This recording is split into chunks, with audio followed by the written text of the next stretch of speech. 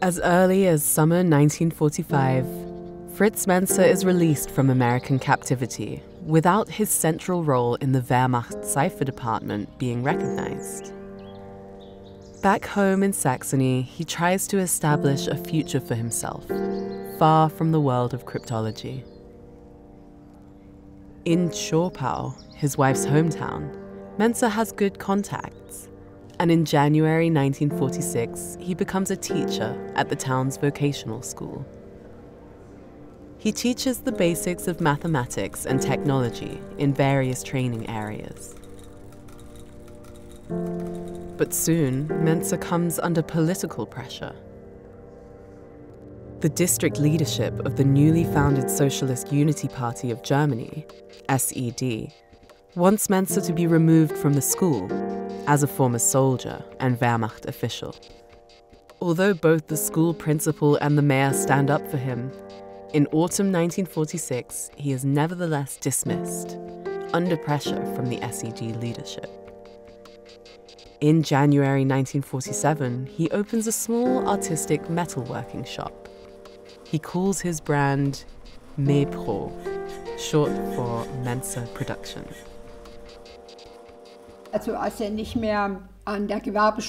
When he was no longer allowed to teach at the vocational school, he opened a small manufactory, and he earned money by making brooches. He employed 5 war invalids who produced handmade brooches with different patterns. And that's how he kept us alive.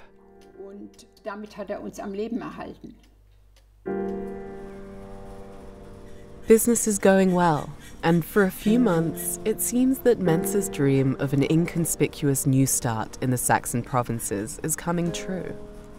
But soon, his past catches up with him. First, the US sends intermediaries to Zschopau to convince Menzer to come over to the American occupation zone. Then, the Soviet Union starts taking notice.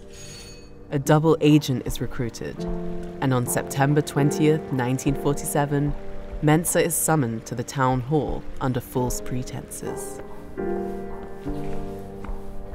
On my way to the town hall, I saw 4 Soviets in civilian clothing on the opposite side of the street. They were observing me, and they followed me. At the town hall, I was supposed to meet the chairman of the Chamber of Commerce and Industry, but he wasn't there.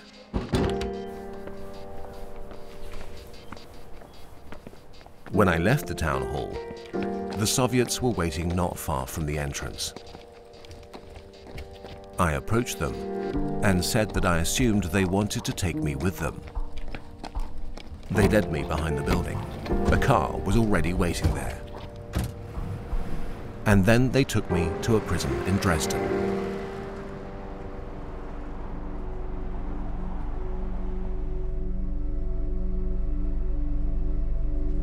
On the 3rd night, I was taken from that prison to a secret prison in Bautznerstrasse for interrogation. About 20 soldiers in uniform were already there. According to a statement that Menzer makes later to the US Secret Service, shortly afterward, a Soviet general appears. He asks Menzer if he would like to work for the Soviet Union. Menzer tries to buy time. After a few days, he finally declines. A short time later, he is put in solitary confinement.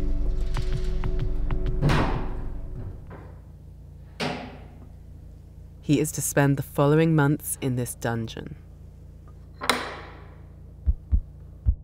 At first, I slept directly on the floor with a thin mattress and a woolen blanket. The toilet was a metal bucket without a lid. I couldn't change my underwear for 6 months. Later, I was given a table because the Soviets wanted me to write a detailed biography. While Menzer is in custody in Dresden, The Soviet military administration is searching his house in Zschopau. So then my father was in prison. And then one day, I don't know, 3 or 4 men, maybe 5 came, the Russians, and they searched the apartment. And my grandmother just called to me and said, "Gudrun, we have to take the grain to the cellar." I can't remember which room we took the basket from. All I can remember is us descending these stairs. The staircase was steep, leading to the cellar. We struggled, and we feared that they might see that we had grain stored there. When I returned to the living room, the Russians were no longer there. The pillows were torn open and feathers were flying around. We never talked about whether they had found anything. As a 7 or 8-year-old, I did not ask.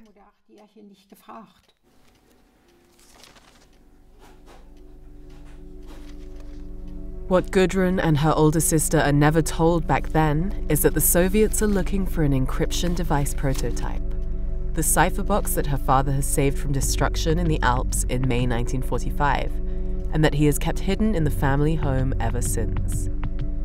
As Menzer later reports to the American Secret Service, the Soviets have already confiscated several of his inventions from the Wanderer Werke factory near Chemnitz in 1945, and have taken them away, including the corresponding design plans.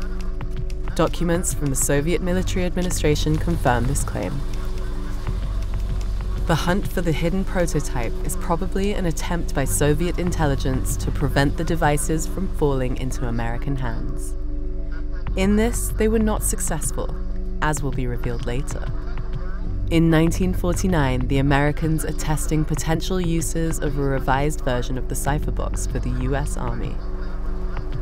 The battle between the victorious powers of World War II for the leading German cryptologists is in full swing, and Menzer gets caught between the fronts of the emerging Cold War. Most people who end up in Soviet secret prisons during that time face death sentences or long imprisonment in Siberia. At last, Menzer recognizes his situation. His only way out is to pretend to make an agreement with the Soviets.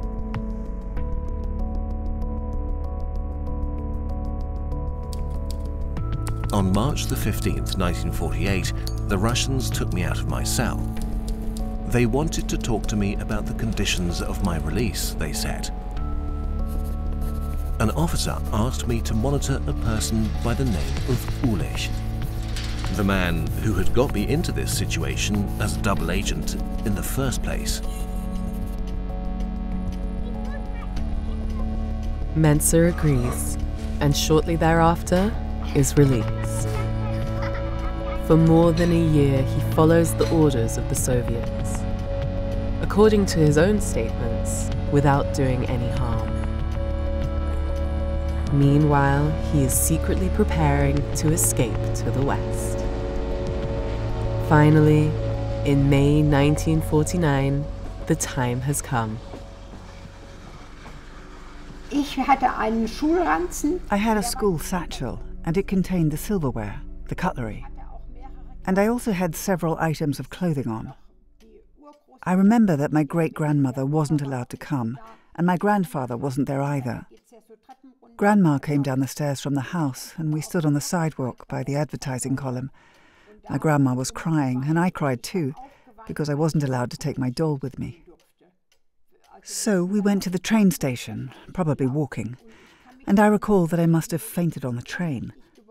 People were standing on the running boards. It was totally full. When I fainted, the train was crossing a bridge, and it was moving very slowly. I suppose the bridge was damaged. To avoid drawing attention to themselves, the family doesn't travel directly to Berlin. On the first evening, the Menzers attend a wedding in Saxony. On the second day, they travel to the outskirts of Berlin. Then they have to continue on foot. Then we set off. I'm not sure if we had a guide. We headed for East Berlin through the forest, and from there we made our way to West Berlin. That was pretty simple back then. The escape is successful. A short time later, Fritz Menzer contacts the American Counterintelligence Corps, CIC. He is immediately categorized as an important source. It is still June when Fritz Menzer, his wife, and their 2 children are taken to Tempelhof Airport. A military plane awaits them there. Inside the plane were vacant areas in the middle, and there were benches on the sides. And that's where we sat, because it was a military aircraft.